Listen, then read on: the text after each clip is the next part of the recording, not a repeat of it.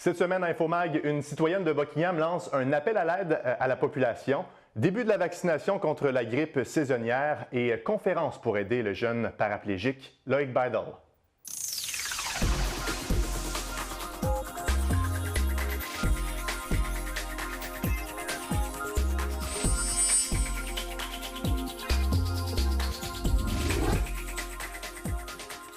Bonjour à tous, mon nom est Mathieu Daou et je vous souhaite la bienvenue à Infomag.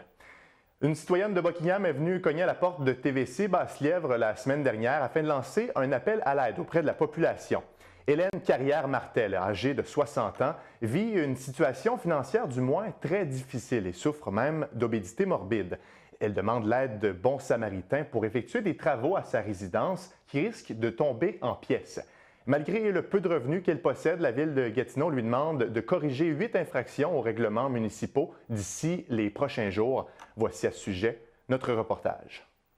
Hélène Carrière-Martel est âgée de 60 ans et réside à Buckingham depuis plusieurs années. En plus de souffrir d'embonpoint et de vivre une situation financière très difficile, la résidence dans laquelle elle vit sur la rue Bélanger risque de tomber en pièces vu son état de détérioration avancé. Des petites choses comme ça s'est détérioré avec les années. J'ai dû faire démolir 2 chambres et une salle de bain complète que j'avais après la maison parce que ça s'est trop détérioré. Puis là, mais c'est la maison elle-même qui est en train d'être détériorée, là. Le toit, les plafonds, les murs, c'est tout en train d'être plus bon, là. 9 000 $. C'est le revenu qu'elle possède annuellement pour subvenir à ses besoins. Cet argent provient d'une pension pour veuve, car son mari est décédé il y a 13 ans. Madame Martel ne peut ni travailler, ni avoir accès à une prestation d'aide sociale afin d'obtenir un revenu supplémentaire. Bien, étant une personne obèse morbide, puis faisant de l'arthrite et de l'arthrose au niveau des genoux, fait que je ne peux pas rester debout longtemps. Fait que je ne peux pas avoir un travail qui demanderait d'être toujours debout, ces choses-là. J'avais été voir la banque avant pour demander un prolongement pour l'hypothèque. Puis, vu que j'ai pas beaucoup de moyens, bien, ils ont décidé que non, ils me prolongeaient pas l'hypothèque. J'aurais dû prendre une hypothèque supplémentaire pour 30 ans encore. Malgré la situation dans laquelle elle se trouve, elle héberge dans sa résidence 2 jeunes hommes qui vivent également une situation difficile. Mais ce n'est pas tout.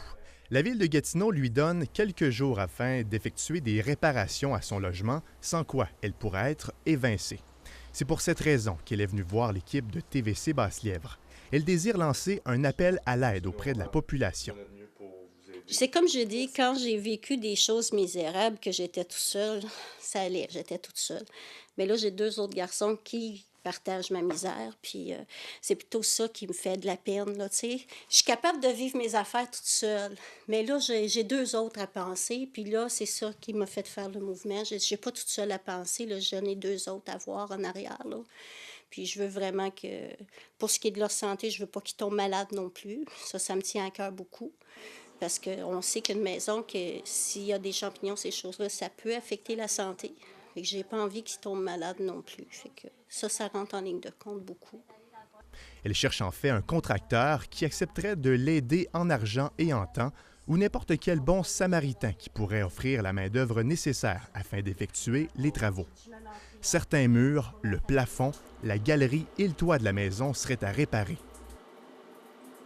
Depuis les 15 dernières années, Mme Martel s'est fait arnaquer 2 fois par des contracteurs qui lui ont volé plusieurs milliers de dollars investis pour les réparations.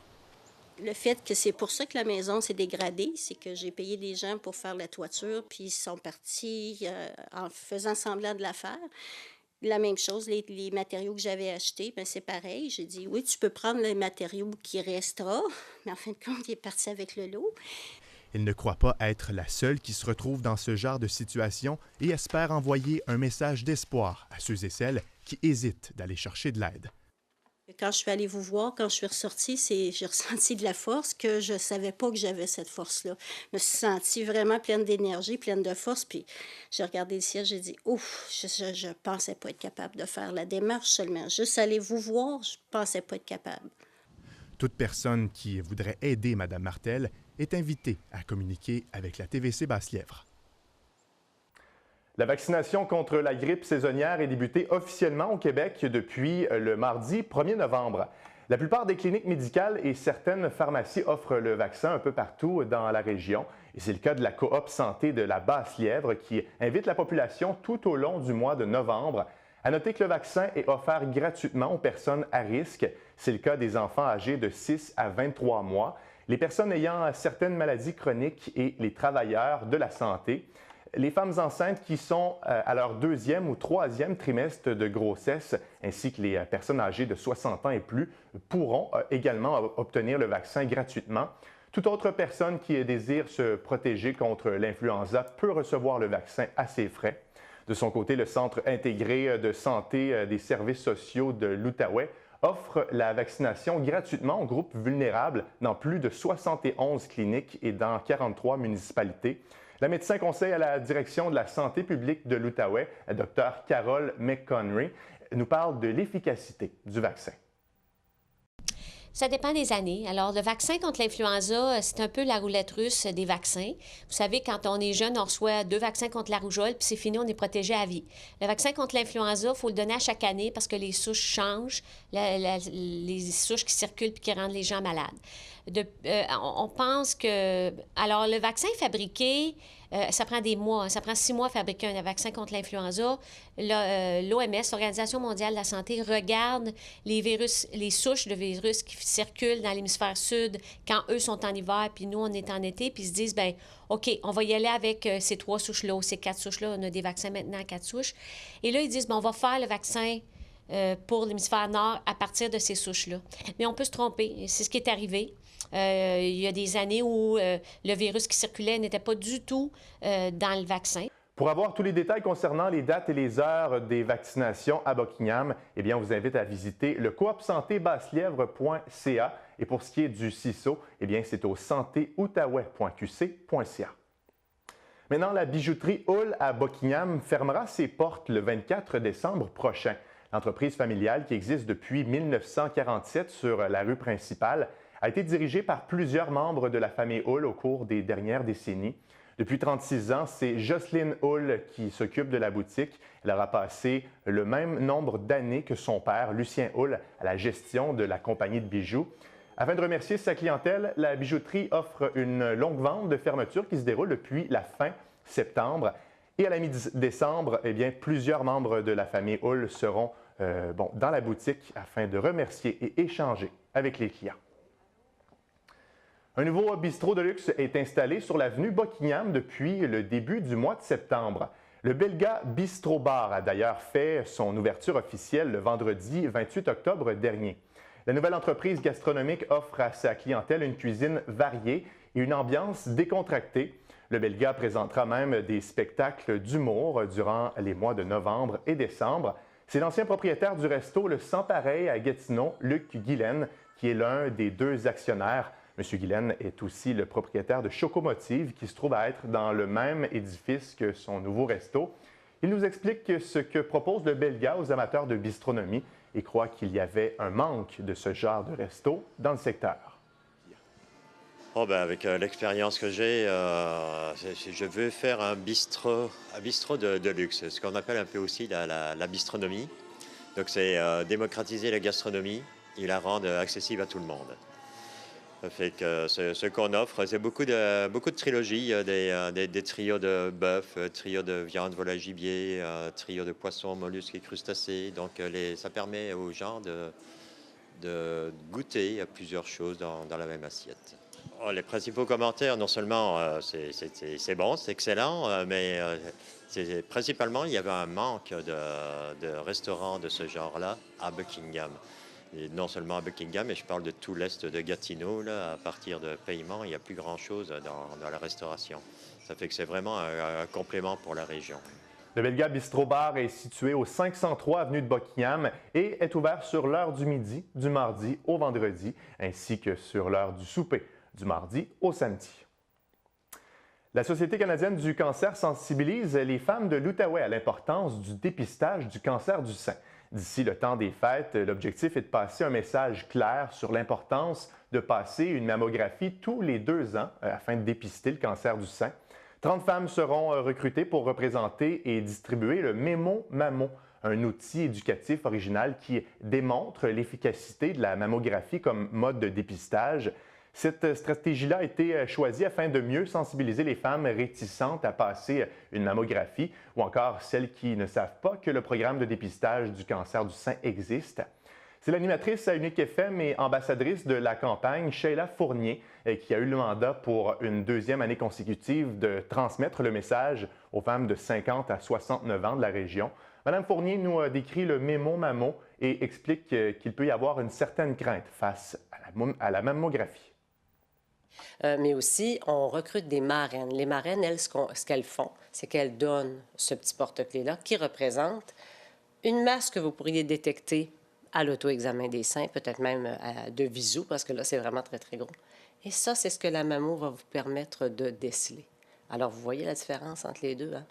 Ça, c'est mammo vous-même. Alors, quand vous êtes rendu là, c'est un petit peu plus invasif. Ça risque d'être un petit peu plus désagréable, le traitement. Ça ne veut pas dire que ça ne peut pas être guéri, mais ça risque d'être un petit peu plus désagréable. En fait, il y a toujours une certaine réserve parce que, bon, l'examen en tant que tel, on le trouve un petit peu invasif, on le trouve un petit peu désagréable. Puis d'ailleurs, Lise Dion, qui est notre porte-parole nationale, s'en moque un peu, puis elle trouve ça très drôle, mais elle dit, écoutez, c'est pas la chose la plus agréable au monde, là, mais ça peut vous sauver la vie. Une conférence au sujet du jeune paraplégique Loïc Beidel aura lieu le samedi 5 novembre prochain à la salle Desjardins de Buckingham. Loïc est âgé de 13 ans et est atteint du syndrome de Morquio, une maladie génétique et dégénérative très rare. En 2012, le jeune garçon est tombé dans le coma durant 7 jours après avoir manqué d'oxygène. C'est pour cette raison qu'il a perdu l'usage de ses jambes et se retrouve maintenant avec un respirateur artificiel. Les médecins l'obligent à rester à l'hôpital de Montréal puisque sa maladie a trop dégénéré pour qu'il revienne à la maison avec ses parents. Une contribution volontaire est demandée pour assister à la conférence. L'objectif est non seulement d'amasser des fonds pour aider le garçon et sa famille de Masson-Angers, mais aussi d'informer la population au sujet de sa maladie. On écoute à ce sujet le père de Loïc et enseignant à la CSCV, Patrick Beidel. C'est important aussi pour nous de faire connaître la maladie Loïc parce qu'il existe un médicament pour guérir la maladie Loïc. Et malheureusement, le gouvernement québécois, l'INES, qui est un institut, refuse le remboursement de ce médicament-là parce qu'il est trop dispendieux. Et il l'accepte seulement pour quelques cas très, très rares et dans ce qu'on appelle un médicament d'exception. Donc, c'est important pour nous de faire connaître ce médicament-là. Dans le cas de Loïc, les dommages liés à la maladie sont faits, mais on pense que les parents qui auraient le diagnostic d'un enfant de 1 an, 2 ans avec la maladie pourraient recevoir tout de suite le médicament dès le jeune âge et pouvoir vivre une vie normale, contrairement à ce que nous, on n'a pas eu la chance d'avoir pour Loïc, d'avoir le médicament dès son jeune âge. Une partie de l'argent amassé sera acheminée à la Fondation Loïc Beidel, qui est dédiée à la recherche sur la maladie de Morquio plutôt. 3 conférenciers invités seront sur place, de même que l'organisateur de l'événement, Carl Gauthier, des productions Océane.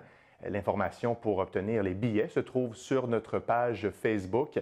Le père de Loïc nous explique maintenant à quel point son fils est positif malgré la maladie. Mais Loïc va vraiment bien. C'est une personne super positive. Puis il a vraiment... Loïc, il est toujours en train de me dire, moi, je l'aime, ma vie. Okay? Il voit le côté positif. Puis je dis, ah oui, tu l'aimes, pourquoi ta vie? Il dit, tu sais, moi, je fais juste 1 heure d'école par jour. Le reste de mon temps, je suis sur mon iPad, je vais sur Netflix, je regarde des émissions, des entrevues. Donc, il est très heureux. Il voit vraiment le côté positif. Puis je pense que c'est ça, il faut retenir du message que nous lance Loïc, de dire que dans la vie, oui, il y a des épreuves, mais il faut se concentrer sur le positif. Un petit rappel pour vous dire que le retour à l'heure normale se fera cette fin de semaine dans la nuit du 5 au 6 novembre. À 2 heures du matin, vous devrez donc reculer l'heure pour un retour à l'heure normale de l'Est. Donc, bonne nouvelle, on gagne 1 heure de sommeil. Centraide d'Outaouais versera une allocation supplémentaire d'un peu plus de 216 000 $ à ses organismes affiliés. Cette allocation-là est due à un surplus budgétaire et s'ajoute à l'enveloppe annoncée en juin dernier, qui est de 3 700 000 $. Pour en parler, on accueille en studio la directrice générale de Centraide Outaouais, Mme Nathalie Lepage.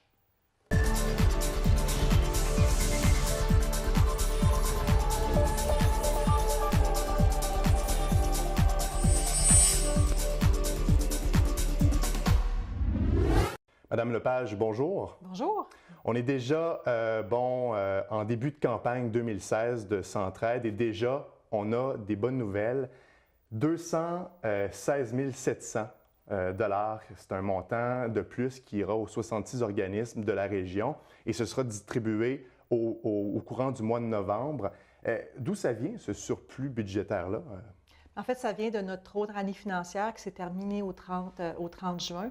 Donc, quand on a fermé les livres et après que nos vérificateurs aient passé, on a constaté qu'il y avait un surplus là, à notre année financière 2015-2016. Alors, c'est de là que ça vient, là.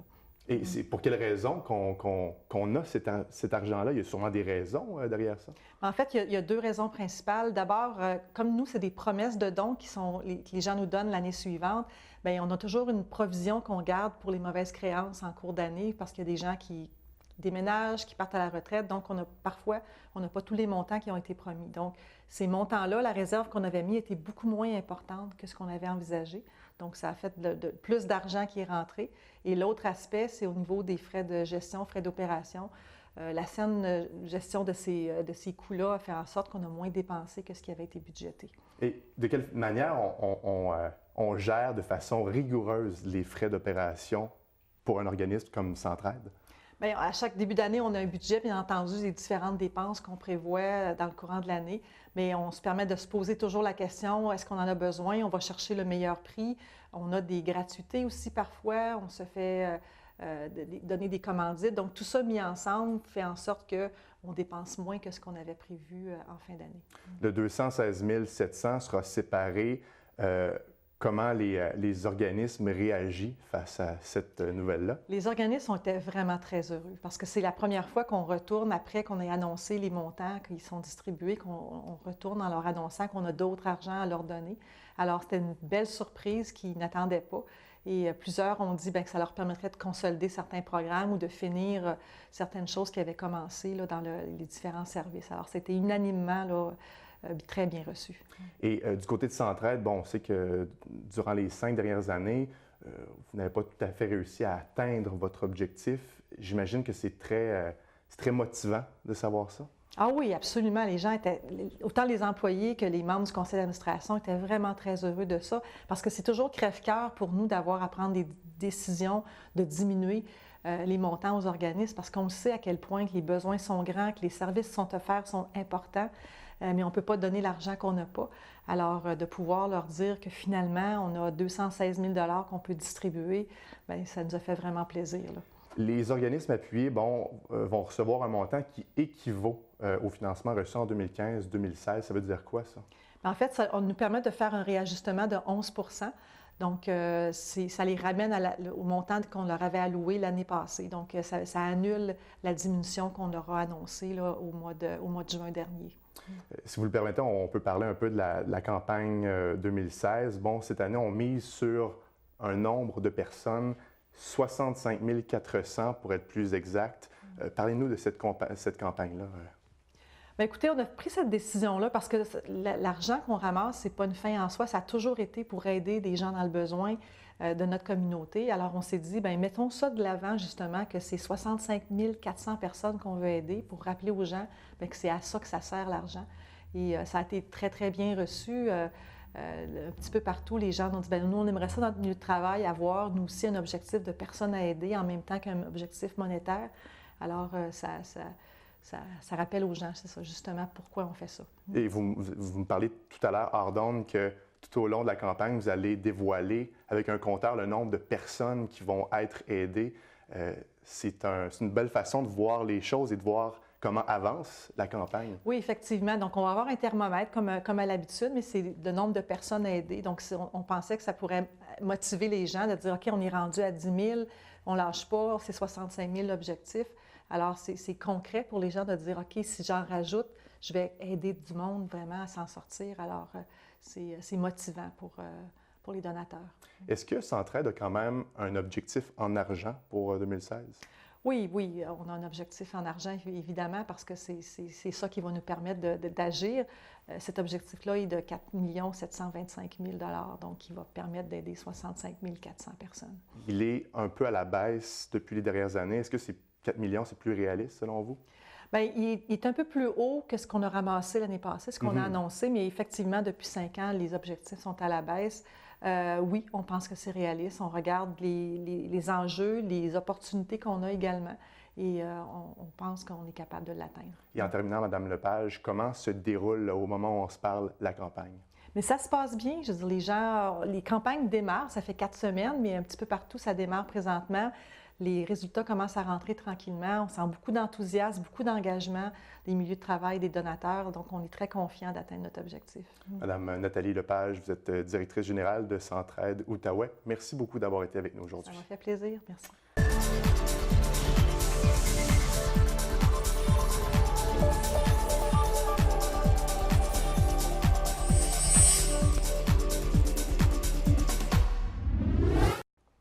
François Croteau, c'est toujours un plaisir de te retrouver pour Jaser Sport. Ça va bien? Oui, ça va bien, Mathieu. Super. On commence au football, comme à l'habitude. On va parler de Tigres juvéniles et je vais te demander de compléter la phrase « À vaincre sans péril ». On triomphe sans gloire. Et voilà. Ouais. Puis, je ne veux pas le dire, là, Mathieu, d'une façon péjorative là, à l'endroit des Tigres, mais si on regarde le pointage final là, de la demi-finale contre les représentants du versant, bien, ça s'est terminé par 62-0. Ça fait mal. Oui. Même si, en début de partie, le pointage a été serré, ça a été 8-0 pendant de longues minutes, les Tigres ont même dû les arrêter du versant près de la ligne des buts. Mais après ça, ils ont repris le ballon et là, la débandade s'est produite. Comme le disait Michel Leroy, ben, il ramenait ça sur le tapis. Il dit il n'y a pas assez de compétition ici. On songe à aller vers Laurentide-Lanaudière. Lorsqu'on voit des résultats comme ça, ben, on n'a pas le choix que de lui donner raison. Il faut quand même souligner l'excellente performance du demi-offensif Emmanuel Brochu, qui a réussi de nombreuses courses pendant toute la partie.